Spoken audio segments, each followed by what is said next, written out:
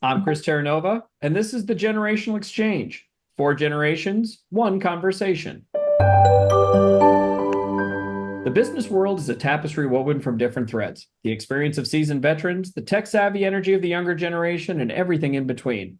In this podcast, we'll unravel those threads, exploring the unique perspectives from panelists in their 30s, 40s, 50s, and 60s on today's business challenges.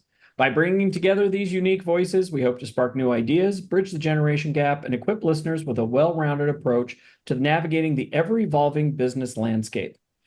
All right, thank you for joining us. It is episode 13. It is hard to believe we are just trucking along with this. It's crazy that we are on our 13th episode with our little side project here. I want to dive right into our topic. And our topic today is how to be a manager of a technology team when you have technology expertise and have some empathy in that role. So you've climbed the tech ladder and you've landed a job leading a tech team. You're transitioning from a tech whiz to a team leader, and it's a whole new ballgame. So today's episode tackles those challenges and the opportunities you're going to face as a tech leader while also having deep understanding of the trenches. We're going to discuss today how to leverage your technical expertise while also developing essential leadership skills like communication, delegation, and fostering a positive team culture. So whether you're a newly minted manager or a seasoned tech pro looking to refine your leadership approach, we've got an episode that is going to be jam-packed with information. So with that, let's start the exchange. All right, as always, we have our panel with us. And despite Mark's protesting, we're going to say hello to everybody. And I'm going to introduce him last just for spite. So starting with someone representing the 40s, we have Jeremy Davidson, who is fresh off a busy day, but joining us, ready to go. Jeremy, good to see you, my friend. Hello, hello. And as someone representing their 30s, we have Rhett Suchu here this evening. Rhett, good to see you. Greetings. And last and tonight least, someone representing their 60s is our old friend, and I mean that in the all senses, Mark Russell. Hi, Mark. The curmudgeon says hello. That's right.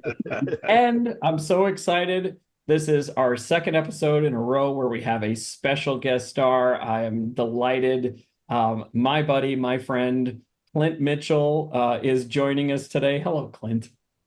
Hey, Chris. Hey, everybody. So happy to be here. Excited about this. So exciting.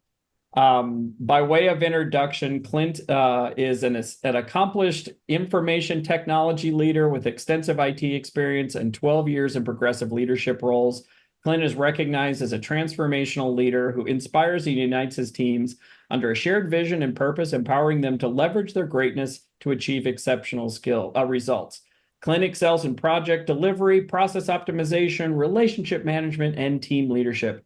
He is passionate about fostering change, solving complex challenges, and leveraging technology to drive innovation and operational excellence. And I'm also proud to call you my friend. So, Clint, before we dive into the topic, which you kind of helped us come up with as you and I actually kind of reconnected because of the podcast, tell me a little bit about why you've been listening, why this was interesting to you, why you wanted to join us today. Well, I know I've been on the job hunt for, I hate to admit it, going on 12 months. And when I, came across, the LinkedIn profile, I was like, remember Chris Terranova, I got to reach out to him. And we reconnected, and then you started the podcast. I started watching from episode 1. I really resonated with, a lot of the things that you guys were covering. There was many times like, oh, what about this? What about that? And I was just really excited. I loved the camaraderie that you guys have. I love the whole process of, the 30s, the different generational, areas, and was excited to want to be a part of it. And so the more we spoke, and I just wanted to become more involved in this podcast. So I've been really excited to be here. Oh, I'm thrilled, one, that you're with us, two, that we got to reconnect. And Clint and I go way back. We worked together back at the Denver office of eCollege way back in the day. And so did Mark. We all worked in the Denver office together. And, what got us on this topic was Clint was one of the first people that I ever met in technology that was empathetic to me as someone who was in client services. He was always able to solve my problem, right? But he never made me feel less than, or I should have figured it out for myself, or an annoyance. I probably was, but you didn't show it.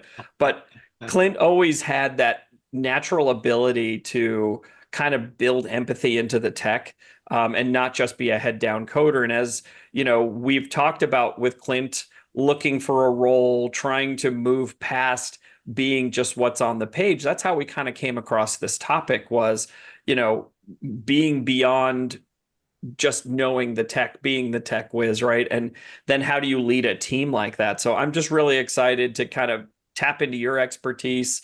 I think everybody's going to learn a little bit today, whether you're in tech or not. I think, you know, there's always something to learn about managing a team, but I think having a technology team has its own special challenges and opportunities. And I think we're really going to kind of dig into those today. So Clint, any thoughts or anything you want to share before we dive in? No, I mean, that's kind of, my perspective was that I'm always doing what's best for the customer, or the customer could be you, as we work together, internal or external. Right. And I realized that you don't have the most technical knowledge, but you have a problem that needs to be solved. You're trying to solve it for the customer. And I was always there to try to help you out and help, solve the problems in a non-technical way, so you could explain it to your customer. That's just my premise. That's what I believe in. That's what I like to do. Yeah. And I think, again, we'll dive into the topic here in just a second. But for me personally, when I saw you reach out on LinkedIn, the first thing that came to my mind was a smile. Like, I just always remember enjoying talking to you and working with you. And you always made it, you taught me and I learned from you, but you always made it a friendly atmosphere. And it was great to catch up with you, and I'm excited to have you on the podcast. So as always, we have a list of things of do's and don'ts, right? And on this one, we've got kind of a meaty list today, if you will. We've got kind of 5 things to do and then 5 things not to do. And again, whether you're managing a tech team or not, it's really, think of it as if you're moving anywhere from where you're a subject matter expert to a leadership role of subject matter experts.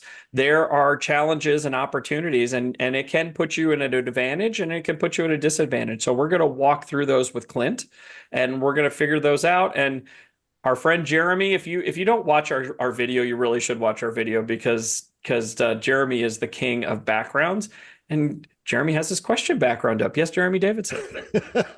Well, I wanted to get a word in edgewise. I'm excited Clint's here. I know. Well, no, I was too, until he showed up with his big, massive beard on there. I get to be the one with the nice beard on this podcast. I'm not sure how that happened, but I know, right? That last comment, the back and forth exchange you guys were having, I couldn't get a word in edgewise, but I was gonna say that right there is what makes Clint special, right? He alluded to the fact that as a colleague of his, you were the customer, and when you guys know me, I sit on the customer side of things, right? Customer experience, yay. But there's not too many folks in IT or product or dev really that look across and see the rest of the company, their colleagues, as customers. So that really resonated with me when you said that. I was like, that right there is what makes Clint special. So I thought I'd shout that out. I'll get rid of my back. Thank you. No, it's a good point. It's a good point. I really am excited that Clint is here, because I think he was one of the first people for me that showed me that you could have a tech understanding and be empathetic. I think in my mind's eye, in previous experiences, they were kind of exclusive. Like, you were either on the customer side or you were the tech guy. And I could put Clint in front of a group of customers and he would talk to them at their speed, at their level. He didn't throw in a bunch of techie words just to make it seem like, well, I'm a tech guy, so I'm going to talk tech. He was always that empathetic person. And I saw him as he moved up and started leading teams. He did the same thing with his people, right? So he infected, for lack of a better word, his people with that same type of empathy. So if Clint wasn't there, you could go to somebody else and they had that same type of you had the same expectation, because he taught them that you have to be empathetic, that you have to meet the people where they are, and that I was the customer. And so anyway, very glad to have you here. So let's dive in, and then I promise, Jeremy, I won't talk the entire time, but I probably will. So the first thing is make sure you're leveraging your expertise, right? Make sure you're putting in the strategic direction. Be a mentor and make sure you're helping problem solve. When there's technical hurdles, you can help assess the situation and offer solutions. Just don't solve it all the time, but make sure you're leveraging that expertise. Clint, I'm going to start with you. How do you feel about that? Yeah, I mean, you have to be able to talk, the talk. You have to be able to talk at a, 10,000, foot overview of either the roadmap or the application, the product, what we're trying to achieve. So you can give that clear direction to your engineers. But the actual doing of that work, you leave that to your engineers. You empower them. That's how they grow as a team. That's how they grow as an individual. If you're going to be a micromanager, you're going to do it for them. What are they going to learn from that? Right. So it's important to, give them the clear direction, be there to support them if they need it, but allow them to grow and fail and fall down, pick themselves back up, figure out what they did wrong, and continue to move forward. Yeah, I think that's where that mentorship comes in. Jeremy, I'm going to look to you. I think when we talk about being a SME, I mean, you are a project management professional and you ended up running a whole team of project management professionals. Talk a little bit about how you leverage your expertise to help set up the team, but didn't necessarily do all the work for everybody. Oh boy, yeah, hit me with a hard one right off the bat. Well, you know what? I hired good, right? I hired hands down the best possible folks to come start out that new organization when we built the PMO and data analytics groups. So shout out to Jen and Amber real quick. Right. But so what Clint said resonated with me, right? You've got your folks that you're putting in that chair for a reason. They're subject matter experts too. They should be the smarter ones in the room.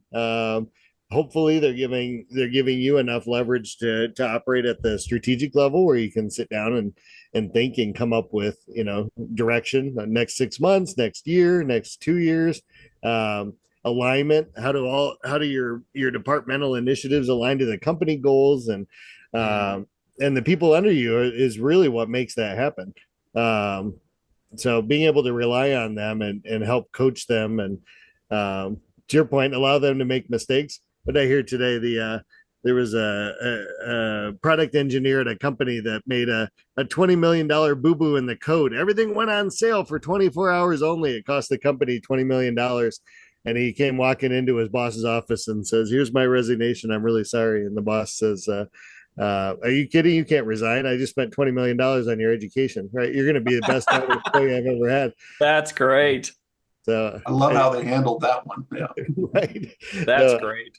I like, I like it. Well, and being the SME, I imagine that allows you to look around the corners for your teams, I would think, right?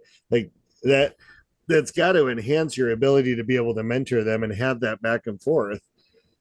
Absolutely. And one thing that, we've all made mistakes where nobody's perfect. And I remember in a previous role, I made a big mistake, and I was the first person. I stood up, immediately realized what I did. I didn't try to hide it. I moved around the corner. I went to the department that I needed to go to and said, "Hey, I just messed up. We need to fix this ASAP." As I became a leader, when I was hiring people, I wanted to know if I could trust them. If they found if they made a mistake, I wanted them to speak up right away. I'll back you up 110% if you do that. If you try to hide it, that's a different story. So, like when you mentioned that guy that said, "Hey, here's my resignation," he knew he'd made a mistake. He owned it. And I liked how the leadership handled it. It's like, no, you just cost $20 million of education right there. So. Yeah, and that's actually a great segue into our next topic, right? Which is, or our next talking point, which is embracing delegation and trust, right? You have to empower your team. You have to make sure that you help them recognize their own strengths and expertise. Focus on leadership, right? You have to move from being a doer to a leader who motivates doing and inspires work and removes roadblocks for the team so they can do their work, and making sure you're delegating effectively, right? You're clearly communicating expectations, you're providing resources and support, but you let them have that autonomy. And like what we just talked about, letting them own their mistakes, but giving them a chance to learn from them and move forward, right? So talk about how you do that with your teams, as you've grown as a leader, as your teams have gotten larger, as you've really moved from being the SME to the leader? Talk about how you did some of that, Clint. My biggest thing, you have to build that trust, that openness. And, I was managing global teams. I had teams offshore and onshore. So there was teams members that were working when I was trying to sleep. I had to make sure that they were empowered. I had to believe that they were going to be able to do the right thing. And I had, a tech lead that was in place that also I empowered him to make some decisions on my behalf that I would back up 100%.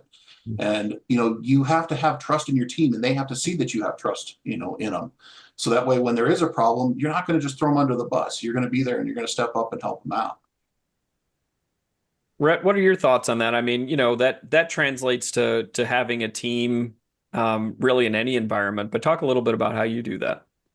Yeah, Clint, I'd love to get your take on kind of what that looks like in your field, and if it's any different than what most of experience, because maybe wrongly so, we're thinking, oh, well, we're in customer success and we deal with a lot of people who are super outgoing and they'll be the first one to tell you they want to be a manager and all that. What does that look like when you're dealing with someone who is maybe, they just got done with their 4-year degree, they've almost entirely been coding, like not a whole lot of teamwork? And how do you go about picking out that, or not picking out, but finding that person that is maybe a great leader that doesn't know it yet and saying, hey, you have the stuff to be someone great. Let me empower you. How do you empower that? Yeah, I mean, that takes time, because when you have to build up their own confidence that they can do it. A lot of times it's that self-doubt that they immediately, because they're a junior, they're on the team, that think, I don't have the capabilities of doing this. I'm not as good as the senior people. Sure. I have found junior people that had a lot of skill in a certain area that my senior people didn't have. And I had to show them that's like, you have the chops, you will believe in yourself, because you have senior people that are interested in knowing what you know. And so that would build the confidence. Having those one-on-ones, talking to them, encouraging them, mentoring them, that builds the confidence, that empowers them, and then giving them some, some challenges, something that's outside the box. Sure. So that way, again, they believe in themselves and they're going to be successful. Sure. That's great. Mark, you know a lot about this. Any thoughts on that one? Well, I don't know, a lot is the correct word, but again, experience does help. No, I think Clint's been spot on this, because in a lot of cases, as a manager, you're also looking for different things. So I remember one of my account executives once commented, gee, you're always traveling with us. Don't you trust us? And I said, it's the exact opposite.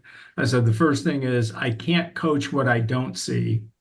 And secondly, if you ever notice, when we're in a meeting, I'm not taking any of your action items. I'm really looking for trends that your customer, and I've heard from other customers. That way I can, share that information back to our leadership, from that perspective. So it's, I'm not here to do your job. I've already done your job once. And now I have a different job, and that's to make sure that you can replace me, hopefully in the near term, So I think, again, it's just one of those elements where, empowering your team, let them know you have complete trust.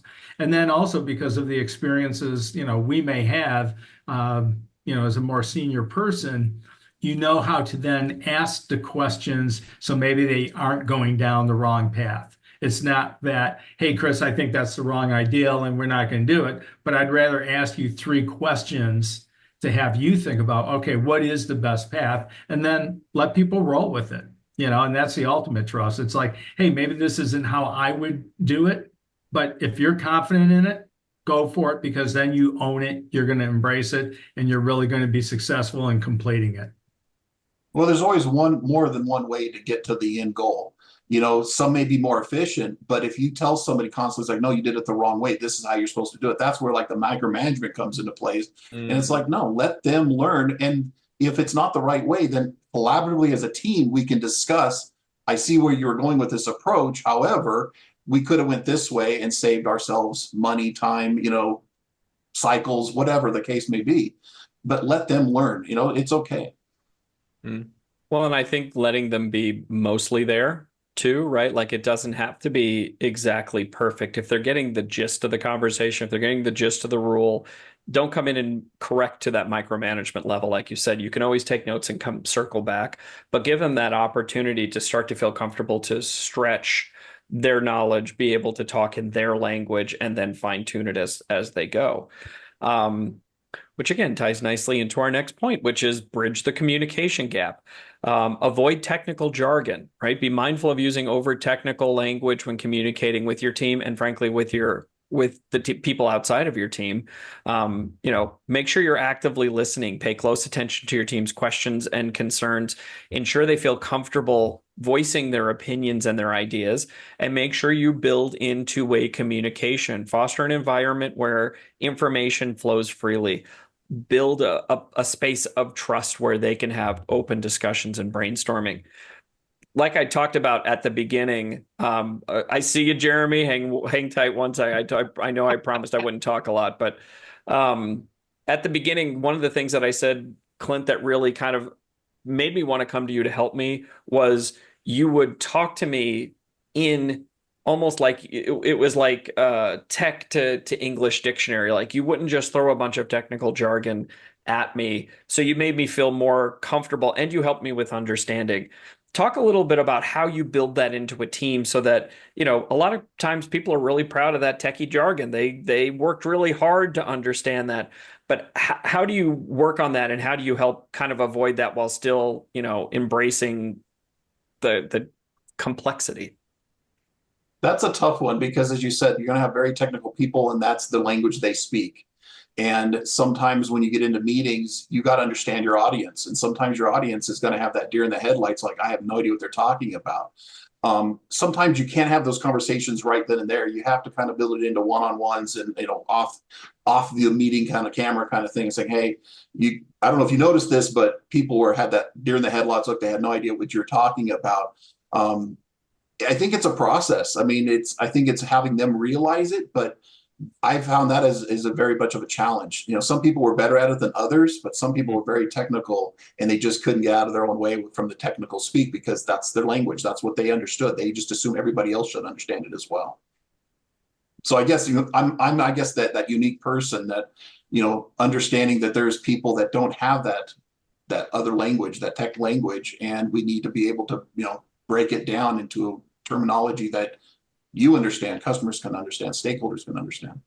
But I think you led it from the top by talking that way, right? And also showing that it's okay to talk like not always in technical terms. There's always an opportunity to talk that amongst ourselves, but sometimes just talking in plain language is as important as, the tech itself. Jeremy, you had a question, or you had something you wanted to add? I'm sorry. Yeah, no, I was gonna bounce this one off, Clint.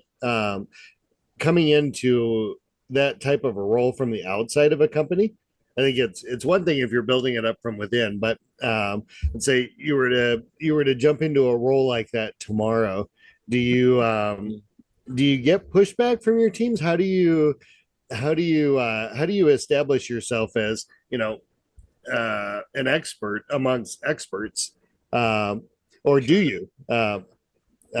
Is your expertise at that point strategy, leadership, mentorship, those kind of things, or do you find you have to establish yourself with the individual team members as a, hey, I know what I'm doing in this area, so you can trust me to lead you? I don't know, what's your take? I think it's a mix, but I guess one example that I would lean on is that at one point in my career, I was responsible. I took over multiple teams, and I was very familiar with one team, but not the other two.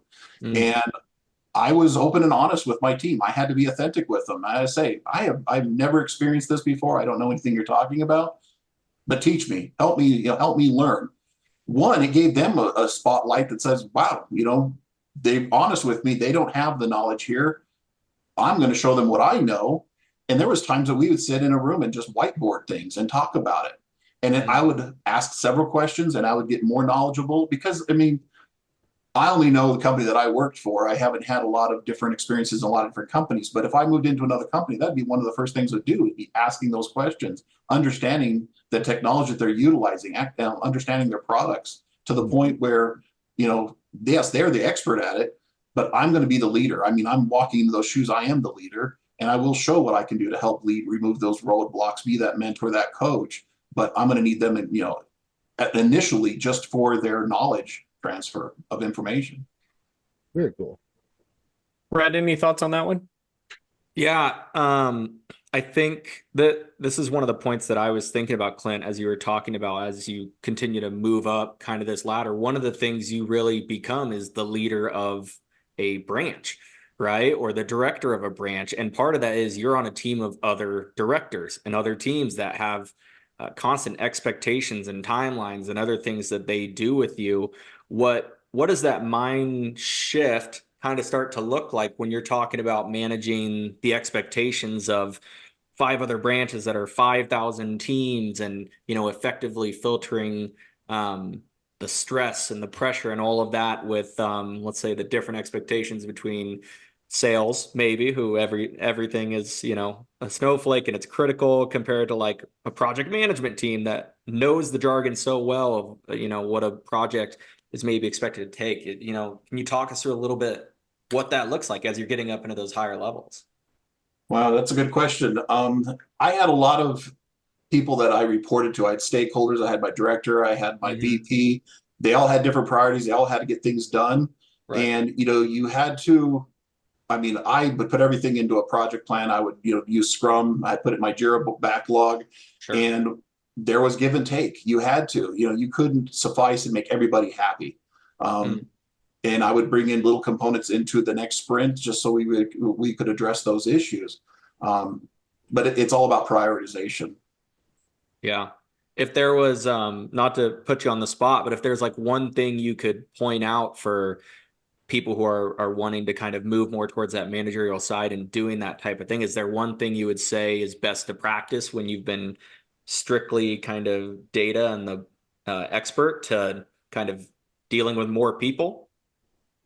Oh man, be open, be your authentic self. You got to be vulnerable. Yes, you have to be a leader, but you have to show vulnerability, especially in this day and age. There's so many people that are looking for good mentorship. They're tired of the days back where you only were led by a stick, to get things done. It's more of talking with them, understanding what the reasons why we're doing what we're doing, challenging them, finding what makes them tick, what makes them get up every day. Right. Sometimes it's monetary, sometimes it's a promotion, sometimes it's just having that challenge. You have to find those things that bring passion into it, and I think that's what makes you be successful. That's great. So, Clint, I'll be curious your take on this one, because I think this is one of those things that as a tech leader can be a kind of a slippery slope if you're not careful, and it's promoting continuous learning. Investing in your team, making sure that you give the opportunities for them to go to conferences and workshops, training programs, knowledge sharing, make sure they're sharing with each other, and then embracing new ideas. Don't be afraid to learn from them as well. Encourage them to challenge the assumptions and propose innovative solutions.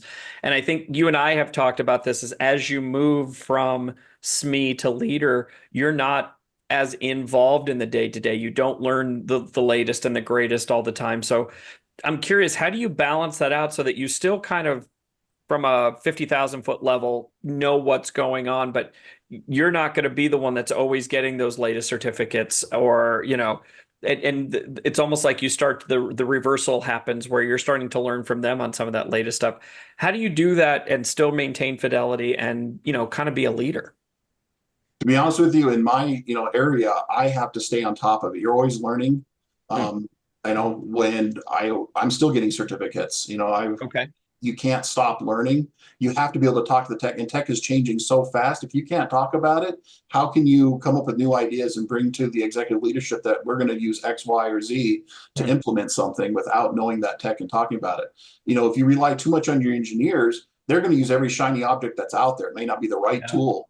And you're going to be spending a ton of cash on supporting those applications, but then you have to understand all the operational people below you, the help desk, everybody else has to understand those same tool sets, and it just becomes a burden and operational toil that you got to get rid of. So I feel that you still have to keep up with tech. You just don't have to be in the weeds of learning how to deploy code or writing the code, but you need to be able to understand it enough to speak to it and know what's out there so you can use what's best for the company. I think that's a really important nuance, though, Yeah. is that I think what I'm hearing you say is that you still have to stay up to date, but you're not necessarily going to be doing it. So it almost is more challenging because you're not also using it all the time. So you do have to kind of, learn it in a slightly different way and make sure that your team is deploying it correctly while still trying to stay on top of it and lead them, if I'm hearing that right. Absolutely. Yeah. Yep. Yeah. Mark, do you have any questions or any thoughts on that one? Well, the question I want to ask Clint, which kind of ties into our generational exchange, podcast, is in a lot of cases as a manager, how would you balance or how would you also foster that cross-generational knowledge sharing, right? There's only so many principal positions, or there's so many, advancement positions that may be available, but yet the Gen Xers need to learn from the Gen Zs, and the millennials need to learn from, and teach others. So how did you go about that, or how would you go about that today? Because generational workplaces are very much top of a hot topic. I'll leave it at that. In my experience with tech, communication is key. You can't be the only one that holds the knowledge, because if you do, you're putting major risk to the product, to the department, to the company. You have to share that knowledge. And so, especially managing across, teams in different parts of the globe, you have to have the communication. You have to have tools to be documenting everything. You have to have constant team meetings or opportunities for members of the team to conduct KT, knowledge transfer, so everybody's on the same page. And you got to get over the fact that I'm a junior, you're a senior. You can learn from each other. And at the end of the day, one thing I found is that engineers are always thriving for a new challenge and always wanting to learn. And when you put two people together, they're just there to figure out and find a solution to it. I haven't had that experience where people are, well, I'm a junior, you're a senior, we're not going to work together. I feel like it's a very collaborative atmosphere, because at the end we're going for the same goal.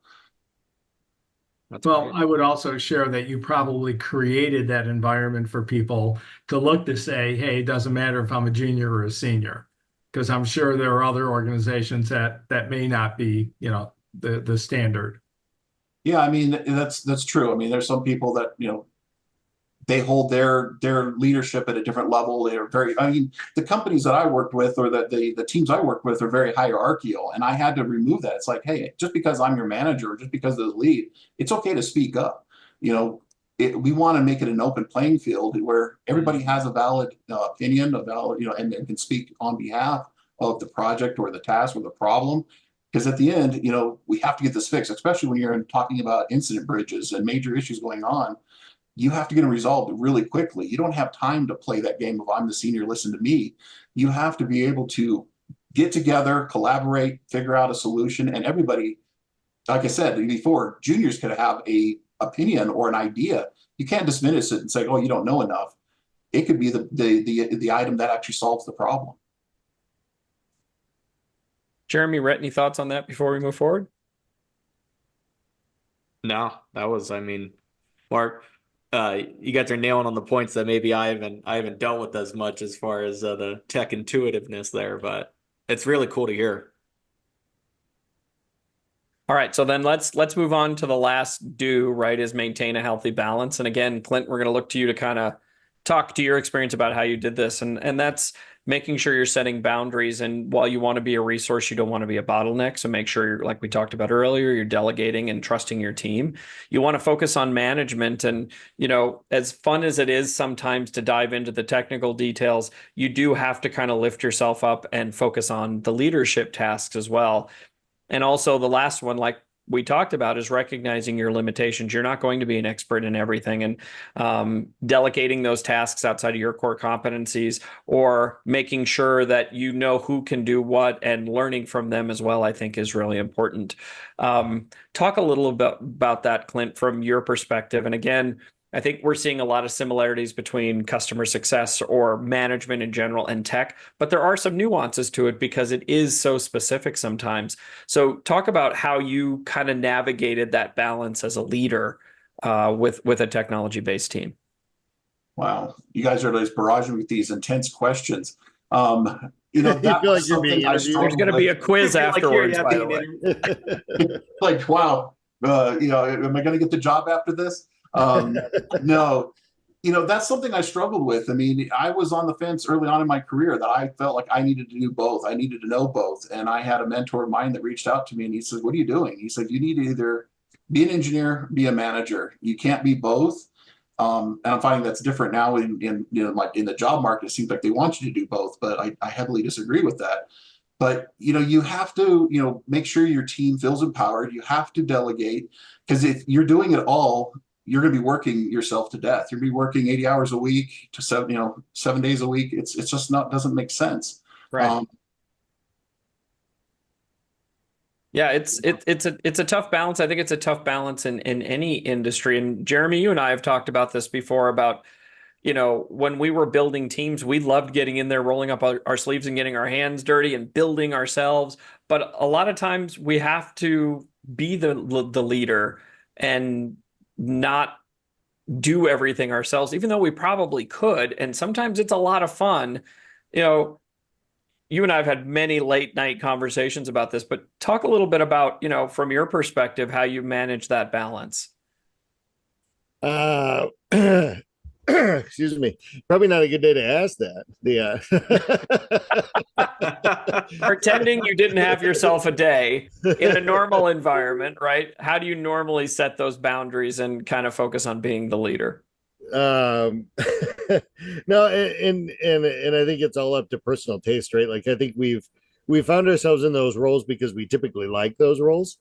It's an opportunity to get your hands dirty, and I think I kind of led off my question there with Clint at the beginning of the episode of when you really understand and know what your teams are doing, I think it makes you a better manager. You can empathize with them. You've sat in their shoes, and maybe on some level, there's a part of that resonates with me. Right, as you're building a team, if you've done it, like I've sat through, I've onboarded a customer, I've done a sales presentation, I've sat there and I've answered support calls. Whatever it is, really understanding what your teams do, and I think we're at the team that we built. It was probably a big success because of that. Gosh, what did we have, Chris? Out of the 500 and some odd folks, we had 48 managers, and 42 of them were internal promotions. Yeah, something like that. That's about right.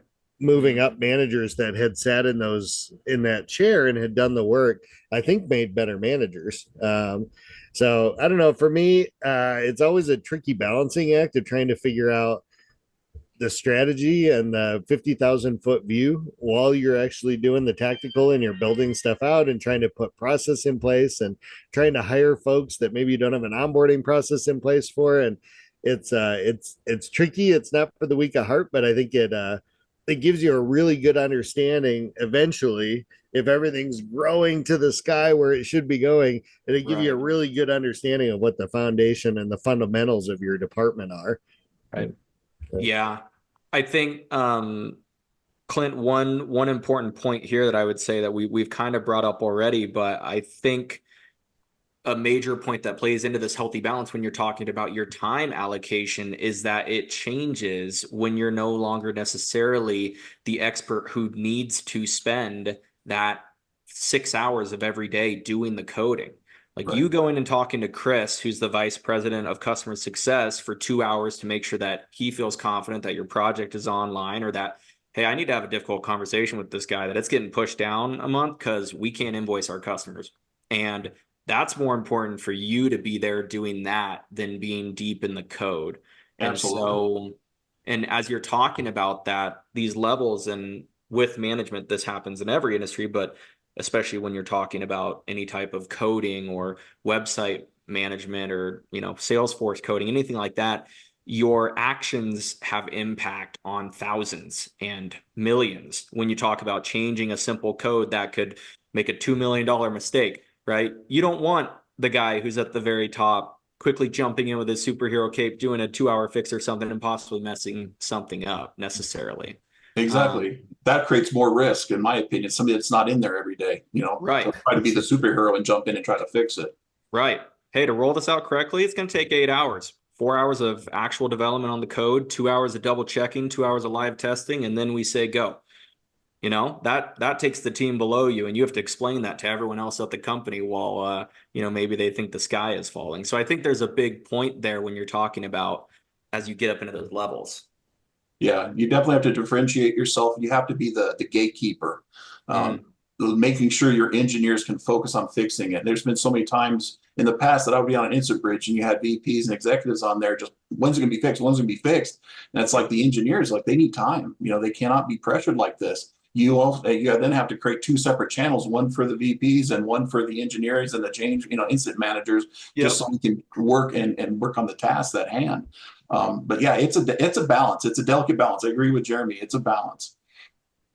I think one of the unique challenges, I was looking through our talking points before we kicked off today, and I was trying to think, all right, so is it really any different than any of the other leadership role, like an ops leadership role or a CS leadership role? And I think they're all similar. One of the things that really jumped out at me is oftentimes there's always a sense of urgency, right? Especially if your company is growing, there's always going to be things on fire, whether you're customer or support or sales or, but one of the things that really jumped out was on the IT side, when things don't work, everything's a fire. Like, have you found that in terms of either it's deadlines or it's uptime requirements or it's, we've got to do this upgrade, but it's got to be done in the middle of the night because nobody can be on the system when we're doing it, or I don't know. Do you find that a difficult piece of IT management to juggle, or how do you absolutely set the expectation with your team? My entire career has been firefighting. My kids used to ask me, it's like, hey, what's your week look like? What's your day look like? I'm like, I have no idea. It could be a quiet week, or it could the sky could be falling. Right. And that was challenging, but it was also exciting because it was always something different.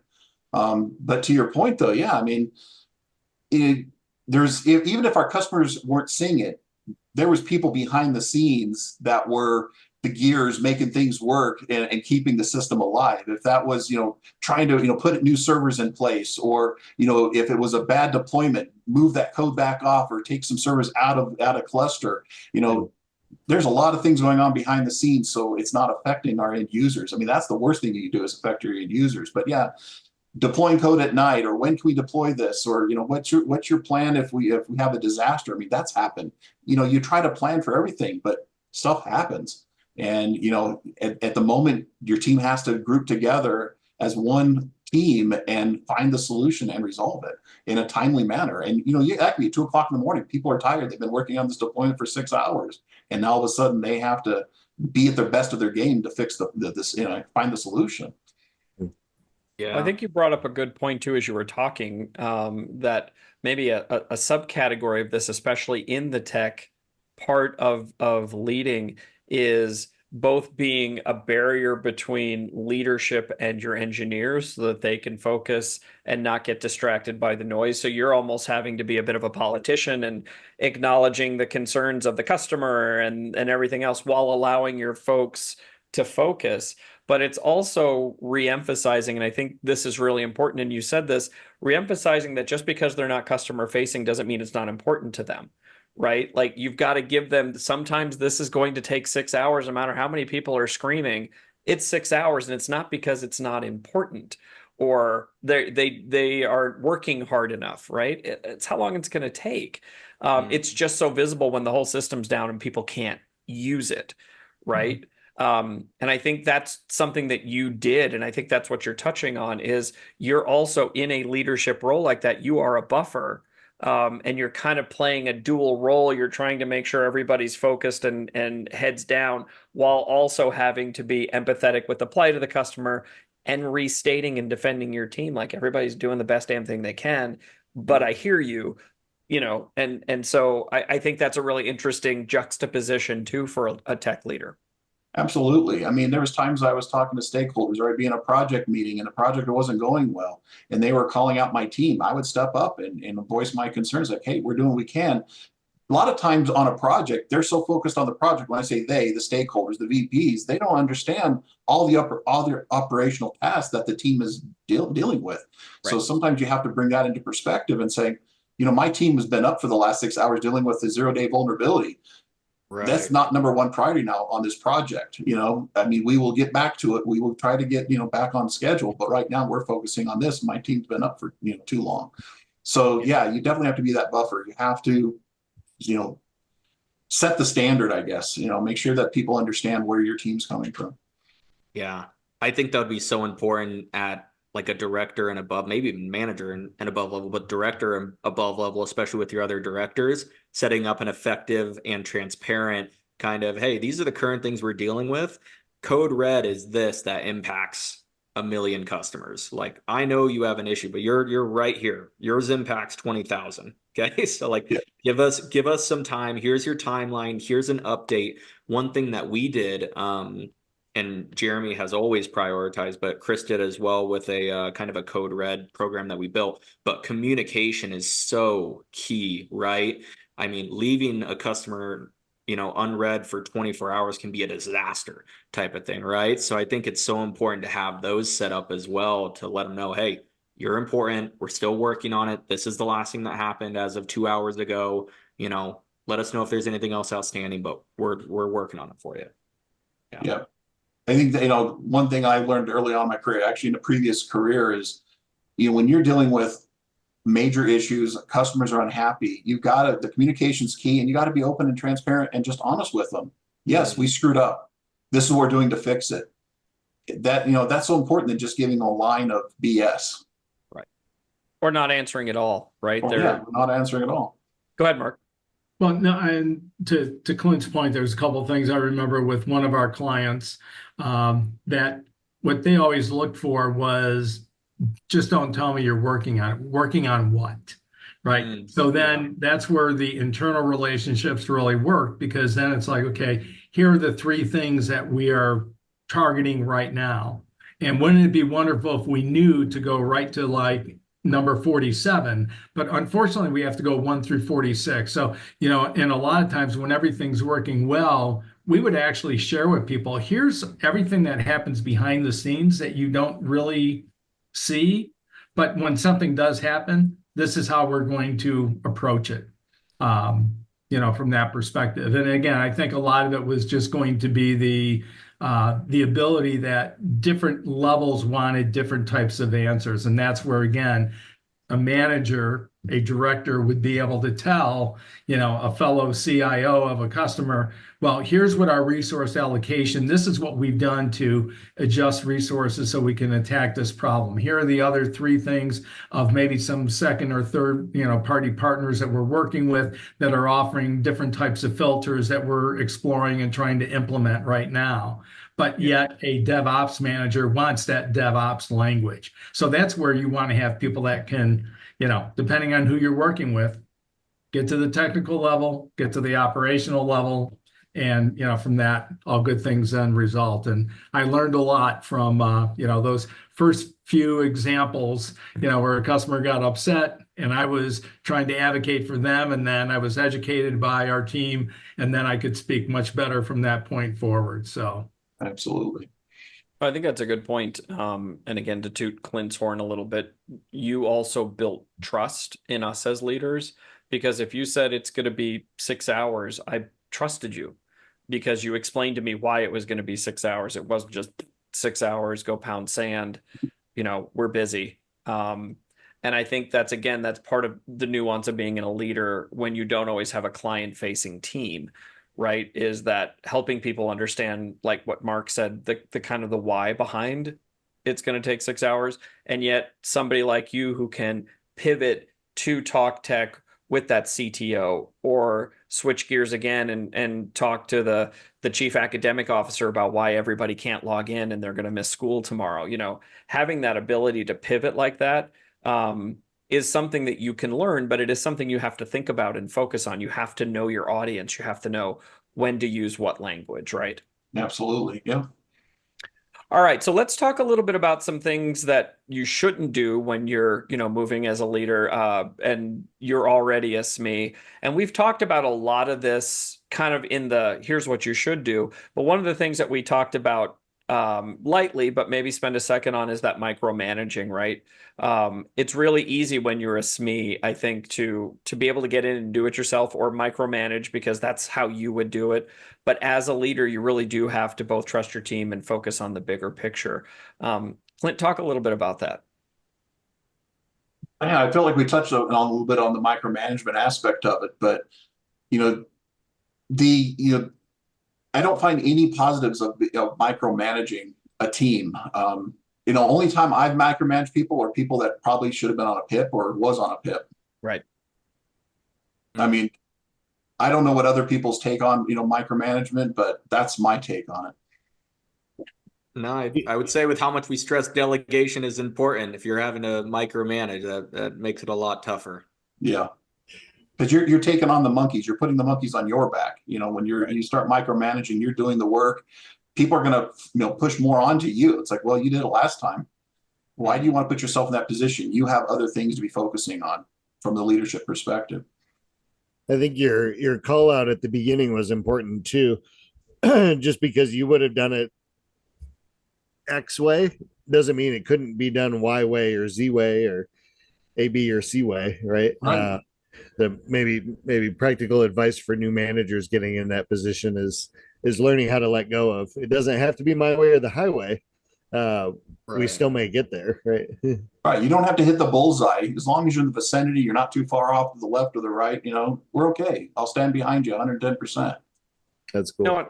And I think that ties into one of the other pitfalls is the know-it-all attitude. Like you may have all the certificates, you may know everything, but recognizing that you don't know everything and, relying on your team. And that's where I'm saying we talked about a lot of these from the affirmative, but it's also avoiding having that attitude. Like, Clint, as we're talking about you getting your next role, you're going to be coming into a place where you're now the new guy after, 20 something years at your previous role and not coming in with that attitude. And you certainly would never do that. But I think you can see how that could occur. You've probably worked with people like that before. Oh yeah, absolutely. I never got along with those people as much as you have to work with them. It's extremely difficult. I always walked into a room or in a team and just say, hey, I'm not the smartest person here. I don't want to be. I want to learn from each and every. You all have something to offer. And that just broke down the walls right then and there. And people were more open to that collaboration, talking. And there was a sense of trust and honesty that I would portray. And that started creating the team right there. Right. Yeah, that's why it was really hard to work with Mark for a long time. Oh, and then the last one, and I think this is, again, we've touched on this, but not maybe so directly, is overlooking the human element. Like focusing on the team, not just the tasks. Like, yes, you have a lot of task-oriented work, but these are individuals with unique needs. And if you listen to our previous episode, episode 12, where we talk about bringing humor into the workplace, you can use that as an opportunity to bring a human element into your team. So make sure if you haven't listened to episode 12, listen to episode 12. And then making sure you're recognizing achievements, right? I think one of the things that I see on LinkedIn is a lot of times people are posting their certificates because that does take work, that does take effort to stay up to date, to do all those things. So make sure you're showing that appreciation to your team. What are some of the tricks that you use, Clint, to kind of help with that? I pride myself on my one-on-ones. It's more than just, but we're going to talk about the projects that you're working on, what kind of issues you're having, but I want to know more about how's things going. Some of these, my teams had families, kids, babies, and it's, I would remember them telling me, hey, my daughter's been up all night sick, and I would ask them like a couple days later, how's your daughter doing? And they'd be like, whoa, you remembered that, Yeah. That just brings that personality back into it. That's like, I care about my people. Sometimes everybody's going through, things in their life, family issues or what have you. And in engineering aspect, if you got somebody that's got something else on their mind and you're trying to code, develop, deploy something, and they're doing this to production and they're not in the right frame of mind, you can cause major risk and catastrophes. So, right. Getting to know your people and understanding when they're not on their game and recognizing that sometimes they're just super quiet. Maybe they're not a quiet person. Why are they so quiet? Reach out to them. So again, I go back to communication and just treating them like human beings. And if they're not doing well that day, it's like, take the time, don't do the hard, difficult, task. Focus on the mind numbing stuff, or just take the day. I'd rather have you be 100% than 20% and cause a major production issue. So Great a point. lot of and dealing with, again, global company, global teams across the seas, sometimes my touch points were only the one-on-ones. So I had to make sure that I made myself available. It was important. I would have my one-on-ones in my evenings, their mornings, because I cared. I wanted to show it's like, hey, I don't expect you to stay up late, miss dinner with your family or putting your child to bed. I'll stay up so I can, meet with you and we can talk about whatever's on your mind. And then we can talk about some business too. So it's just that bringing that human element into it. No, I think that's right. And, Jeremy, Mark, Red, anything to throw in there? Because I think you guys are probably with the three most empathetic, bring human element leaders that I know. Any kind of thoughts on that last point? I'd probably just say to add kind of a good experience from my customer success roles. One thing we had were town halls, company-wide town halls, right? And on those town halls, there was an opportunity for the customer success team, for example, to be able to present on how many customers are you managing, how much revenue on average is an implementation project manager handling, and both creating that window, which Chris, I'm sure you had a hand in, right? And Clint, you would be the one having the hand in it for your team, which I'm sure you've done as well. Like that meant so much to the team as well, as far as remembering that they're human, like acknowledgement of what they're doing and not just hearing sales made another $50 million. They're the best that's ever done it, and then click. All right. Well, Yeah. it was very important. So I agree. Okay. Oh, yeah, it's always important to bring up the wins. I mean, even the small wins, it makes a difference because that one individual could have spent several hours, and yeah, it didn't have a huge impact, but it was a big enough win that it made a difference. So reach out, send out an email, or if you have a company site that you can promote people through it, make sure that you're doing that. That means so much to your engineers. Guys, any other thoughts on that one before we bring it home? Yeah, I think the ability to give shout outs to folks when they're not in the room. Like we used to have a lot of fun in our leadership meetings. We'd call out a handful of folks, and God love him, Chris would always send quick little notes back to the individual contributors, the folks that we have mentioned during the meeting, right? A quick note to Bob or Susie or whoever. Hey, I heard you're doing some great things over there. Just wanted to say, keep up the good work. And, for somebody that maybe just started or hadn't been there too long or, wasn't up near the VP level in the totem pole, I always got great feedback from folks. Oh my gosh, it was so cool to get an email from our VP or from Chris. And so I always like that as well. I think it's probably a good thing to live by the, be able to shout folks out. Look for a manager that'll advocate you behind closed doors in a room you're not invited in, right? Right. There was countless times that my director would come to me and say, "You guys did a great job," and I was like, "It wasn't me; it was my team." And I made sure my team was forefront on that discussion. That's a great point too. That also brings the human element in, right? Sharing the success. Absolutely. All right. Well, let's wrap up with kind of a recap of our points, right? When you're a SME and you're moving into a leader, or you already are a leader, some things to focus on are making sure you're leveraging your expertise, you're embracing delegation and trust, you're bridging that communication gap, you're promoting continuous learning, and you're maintaining a healthy balance. And some things to look out for are micromanaging, being a know-it-all, having a know-it-all attitude, and not embracing the human element. This was a great episode. I feel like it was just a bunch of old friends getting to talk again while we also learn from each other. I want to thank Clint Mitchell for joining us. Thank you, my friend. It was great to see you and get to hear your perspective. And hopefully this will put some good juju karma out into the world for you. And I'm sure anyone listening to this would hire you in a minute. So any closing thoughts or anything you wanted to add before we wrap it up? Take it home. Oh, thank you for having me. Like I said, I'm a big fan of your podcast and everybody on here. It's been a pleasure getting to know each and every one of you. It was great to talk about what I do, what I've lived for the last 22 years, and getting your perspective. There's a lot of similarities. So thank you for that. Yeah. We're just glad we met our listener. Yeah. Listeners. That's right. That's right. The check is in the mail, Clint. That's right. All right. And thank you to my panel as always. I know this is a labor of love for all of us, but always grateful to see you guys and get to talk things through. With that, thanks for joining us for another episode of the Generational Exchange. We hope the conversation between these generations sparked some new ideas and helped you see the business world from fresh perspectives.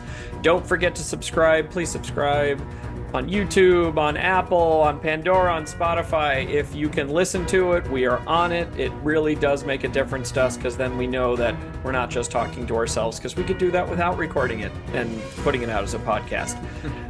So please subscribe. And if you have a topic or you would like to be on the show, right? That's how Clint got on the show, as he said one time, I'd love to be on the show. Reach out to us, shoot us an email, send us a note, get a hold of us on LinkedIn, or get a hold of us at cmsrconsulting@gmail.com. But until next time, from all of us here at the Generational Exchange, thanks for listening. And as always, happy learning.